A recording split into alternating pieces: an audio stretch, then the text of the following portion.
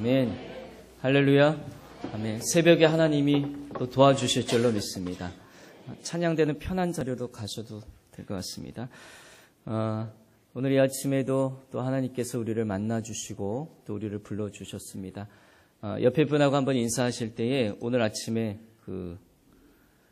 화장 여성분들은 좀 안 하고 오셔서 본연의 얼굴을 하고 오셨지만 그래도 좀 옆에 분 보시면서 은혜 많이 받으세요. 손잡으시면서 한번 이렇게 인사합니다. 은혜 많이 받으세요. 은혜 많이 받으세요. 예전에 기독교 방송을 우연히 라디오를 듣다가 어떤 사람이 방송에 출연해서 간증하는 코너가 있었는데요. 우여곡절 끝에 탈북했던 사람의 이야기가 간증을 듣게 되었습니다. 북한이 너무너무 어려웠죠. 그래서 어떻게 살아올 수 있느냐, 그 사회자가 묻는 그분의 대답에 그가 묻자 그가 주저하지 않고 걔네들이 예수 믿느냐고 물으면 나는 안 믿는다고 했죠. 이렇게 주저없이 말씀하는 것을 듣게 되었습니다. 그 말을 들으면서 그분이 주님을 부인한다는 사실에 제가 흠칫 놀란 게 아니라 하나님을 잘 믿었던 사람들이 주님을 부인하는 그 아픈 과거를 아무렇지 않게 그냥 방송에서 이야기하는 걸 들었을 때 조금 놀라게 되었습니다. 적어도 저희들이 주님을 믿었다는 그런 전적이 있더라면 그 말을 할 때만큼은 조금 머뭇거리고 울먹여야 했지 않았을까라는 그런 생각을 해보게 되었는데, 자신이 주님을 부인했다는 것, 나는 예수 믿지 않는 사람이다라고 분명히 말했던 것을, 굉장히 당당하게 말했던 것을 듣게 되었습니다. 물론 북한에서 우리처럼 편안하게 예수 믿고 살아가는 것이 쉽지 않은 일들이나만 절대 쉬운 일은 아니라고 그렇게 생각합니다. 근데 오늘 말씀에 보시게 되면 우리가 알고 있는 베드로도 닭 울음소리가 날 때 3번 부인했다라고 성경은 우리에게 말해주고 있습니다. 그렇다면 수자자 베드로조차도 부인했더라면, 그렇다면 누구나가 주님을 부인할 수 있는 자리에 설 수 있는 것 아니겠느냐라는 생각을 가보게 되었습니다. 비단 탈북자만 아닌 우리도 우리 삶 가운데 주님을 부인할 수 있는 자리에 얼마든지 나갈 수 있고 얼마든지 설 수 있다는 가능성이 우리 삶 가운데도 열려져 있다는 것을 생각하게 되었습니다. 사도 바울도 마찬가지죠. 사도 바울이 이 생을 다 마치고서 감당하고 이 세상을 갈기 얼마 전에 자기가 믿음을 지켰노라고 그렇게 고백하고 있는 내용들을 저희들이 보게 됩니다. 반대로 얘기하면 그 믿음을 지키는 것이 얼마나 어려웠으면 사도 바울처럼 훌륭하고 하나님을 정말로 만났던 그가 믿음의 사람도 믿음을 지켰다고 고백하고 자랑하는 일들이 있었다는 것이죠. 오늘 베드로를 보게 되면서 베드로는 먼저 아랫뜰 안에서 불을 쬐고 있었던 베드로의 모습들을 저희들이 발견하게 됩니다. 주님의 심판과 고난을 당하고 있을 때에 베드로는 아랫뜰에서 비자들과 함께 불을 쬐고 있게 됩니다. 그래서 베드로는 아랫뜰에 있을 때에 어떤 작은 여종의 하나가 와서 베드로의 불잼을 보고 주목하여 가로되라는 말씀을 마가복음에 동일하게 기록해 주고 있는데요. 베드로가 주님은 대제사장과 공회 앞에서 재판받고 신문받고 있을 때에 베드로가 아랫뜰에서 대제사장들의 종들과 함께 이렇게 불을 쬐고 있었다라는 겁니다. 왜 베드로는 3번씩 부인하게 되었을까? 첫째는 그가 육체의 작은 고통을 이기지 못했기 때문에 그렇다라는 겁니다. 시편 1편 말씀에 보면 정확하게 말씀합니다. 복 있는 사람은 악인의 꾀를 쫓지 아니하며 오만한 자리에 죄인의 길에 서지 아니하고 오만한 자리에 서지 아니한다라고 말씀하고 있습니다.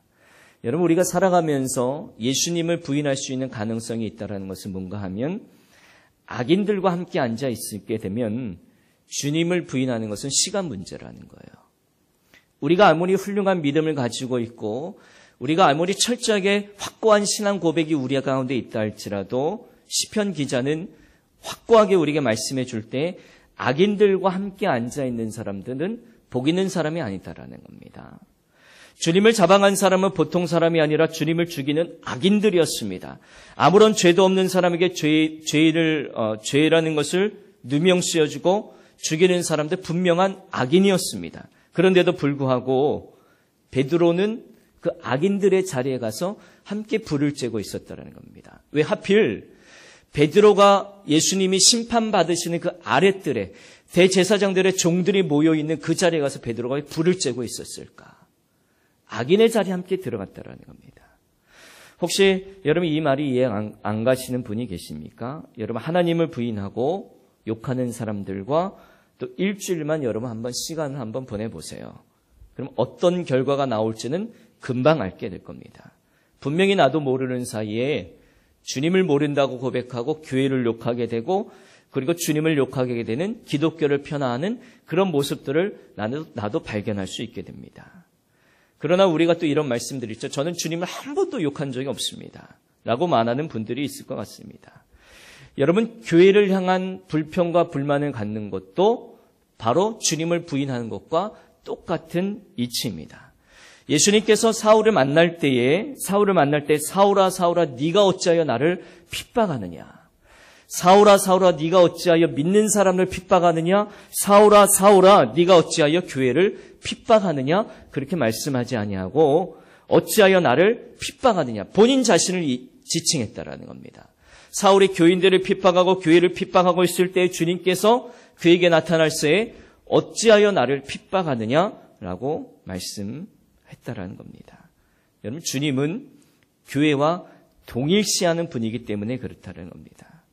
여러분 혹시 우리가 고난주간을 보내면서 오늘 첫 번째 저희들에게 메시지 주는 말씀 가운데 혹시 따뜻한 불이 있는 여러분 아랫뜰에서 불을 쬐다가 다른 사람을 욕하는 자리에 머물러 있지는 않으십니까? 이것이 주님을 부인하는 자리라는 겁니다. 여러분 빨리 그곳에서 계시다면 그곳에서 일어나서 주님 계신 자리로 자리를 옮기시는 여러분 되기를 주님의 이름으로 축복합니다. 주님을 부인하는 자리에서 주님과 함께 고난을 받는 자리로 옮겨져야 된다는 거예요. 처음에는 주님과 함께 욕을 먹고 고난받는 것이 힘들지는 모르겠지만 나중에는 주님의 영광을 받으실 때에 주님과 함께 우리가 영광을 받게 될 줄로 믿습니다. 또 베드로의 모습을 한번 보죠. 아무 힘이 없는 비자들의 말에 그가 무너졌다라는 거예요. 아무 힘이 없는 그 여종들의 말에. 아랫뜰에서 불을 쬐고 있던 그 베드로 주변에 있는 사람들은 아무 힘이 없던 사람들이었습니다. 오히려 베드로보다 더 못한 사람일 수 있고요. 대제사장들의 하인이고 대제사장들의 종들이었다라는 겁니다. 근데 그들의 말에 영향력이 있었어요. 그들의 말에 베드로가 움찔했다고요. 어쩌면 사도였고 제자였고 베드로였던 그가 그런 여종들의 말에 무너지면 안 되는 것이 당연한데도 불구하고 베드로가 그들의 말에 무너졌다라는 겁니다. 베드로를 주목하여 너도 나사렛 예수와 함께 있었었지? 그랬더니 베드로가 부인하여 가로되 나는 당신이 말하는 것이 무엇인지 못 알아듣겠습니다. 이렇게 첫 번째 부인합니다. 그리고 앞들로 나가게 돼요. 그 자리에서 떠서 나가게 되니까 그를 보고 있던 다른 사람들이 또 와서 예수의 당이라고 그를 또 말하게 됩니다. 그래서 베드로가 저주하여 맹세하면서 예수님을 부인하게 되더랍니다. 여정이 베드로에게 주님을 열정적으로 따라다녔다고 수제자라고 물은 것 아니었습니다. 제자였지 예수님의 오른팔이었지 그렇게 물은 것 아니에요. 성경을 자세히 보시게 되면 너 혹시 나사렛 예수와 함께 있지 않았니? 이렇게 물었던 거예요. 수제자라고 묻지 아니하고 오른팔이라고 묻지 아니하고 예수와 함께 있지 아니하였니? 요거 물었는데도 불구하고 베드로가 깜짝 놀란 겁니다. 깜짝 놀랐다라는 겁니다. 그 말을 들은 베드로는 다시 아니다라고 그렇게 말해주고 있습니다. 그들이 주님을 잡고 신분했던 사람들과 전혀 다른 사람들인데도 불구하고 그런 사람들의 질문 공세를 받은 베드로가 주님을 부인하며 완전하게 스타일 구기게 되었죠. 완전하게 스타일 구기게 되었습니다. 여러분 항상 무너지는 것 보게 되면 우리가 주변에 있는 분들 항상 우리가 이 시대에 살아가서 무너진 게 보게 되면 작은 것에 먼저 무너지더라는 것이에요. 작은 것 하나를 대수롭게 여기지 않고 우리가 그걸 용납하는 그 순간순간부터 우리의 심령이 무너지는 겁니다. 여러분 항상 보게 되면 이 정도는 괜찮을 거야. 이 정도 말은 괜찮을 거야. 이 정도는 괜찮을 거야. 여러분들이 남 모르는 자리에 가셔서 이 정도는 괜찮을 거야 하는 작은 일 때문에 우리가 실패할 때가 여러분 너무 많지 않습니까? 베드로도 너무나 작은 일에 작은 말 한 가운데 그가 큰 영향력을 받았다라는 거예요. 이 정도쯤이야 내가 기도하지 않고 내가 좀 할 수 있지. 이 정도쯤이야 내가 좀 안 할 수 있지라는 일 때문에 우리가 낭패를 당하고 있지 않습니까? 여러분 작은 것을 작다고 무시하다가 그 작은 것에 베드로처럼 우리가 덜미를 잡아서 넘어지게 되고 말 것이라는 겁니다. 여러분 작은 말 한마디 때문에 작은 행동 한마디 때문에 얼마나 많은 사람들이 무너지는지는 모릅니다. 여러분 그 작은 것조차도 절대로 무시하지 말고 그것조차도 주님 앞에 들고 나와 주님과 동행하시는 여러분 되시기를 주님의 이름으로 간절히 소원합니다. 마지막 말씀인데요. 주님의 말씀을 생각나서 그가 통곡했는데 여러분 마지막 절 75절 말씀 한번 읽어보겠습니다. 75절입니다. 시작. 이에 베드로가 예수의 말씀에 닭 울기 전에 내가 3번 나를 부인하리라 하심이 생각나서 밖에 나가서 심히 통곡하리라. 세 생각이 있어요. 생각이 나서 밖에 나가서 심히 통곡했다. 이 세 가지 단계가 있더라는 거예요. 닭 울기 전에 내가 3번 나를 부인하리라. 다행히 닭 울음소리를 듣고 주님 말씀이 생각이 났어요. 그 전에 그 여종의 말을 듣고 생각났으면 좋았을 텐데, 그리고 어떤 사람, 다른 사람의 말을 듣고 주님 말씀이 좀 생각났으면 좋았을 텐데, 다행히도 닭 울음소리 3번을 듣게 되니 주님 말씀이 번뜩 생각이 났더라는 겁니다.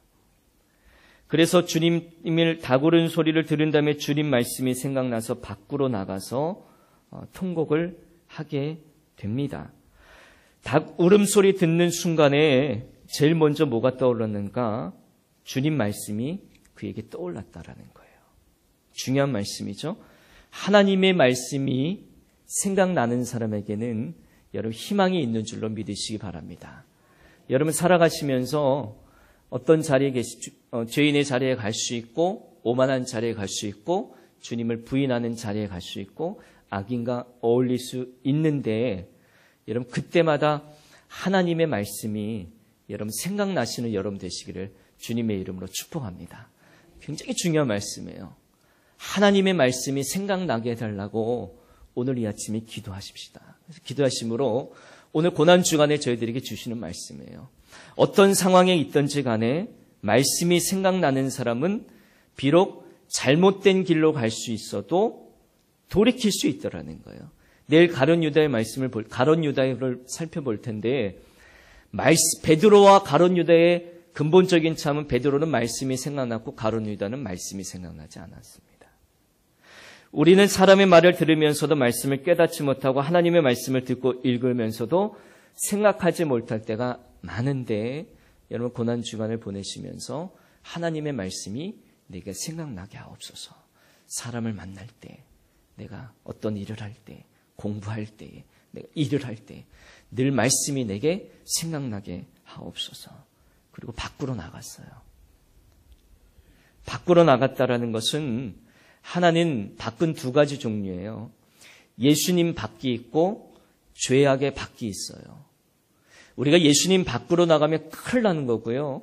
죄악의 밖으로 나가면 살할 수 있는 거예요. 베드로가 밖으로 나갔다는 것은 그 죄인의 자리에서 떠나서 밖으로 나갔다라는 겁니다. 예수님 밖으로 뛰쳐나가면 저희들은 죽을 수밖에 없습니다.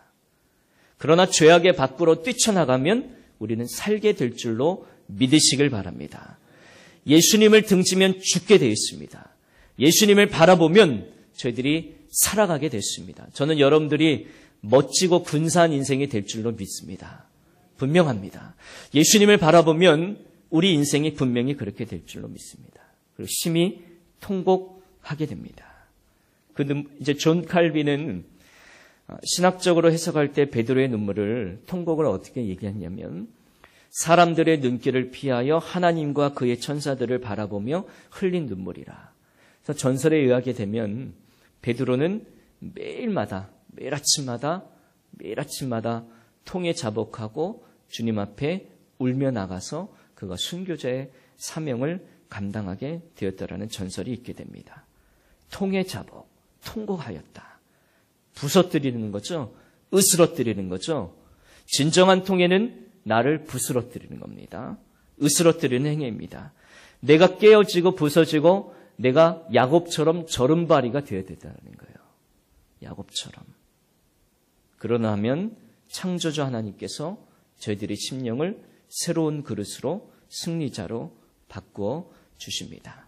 여러분 힘들고 어려울 때 여러분 가장 먼저 무엇이 생각나십니까?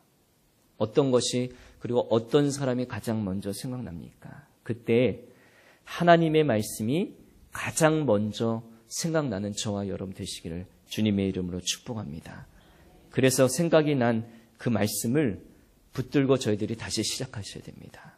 말씀을 붙들고 올 줄 아는 사람은 변화된 가능성이 가장 많은 사람이에요.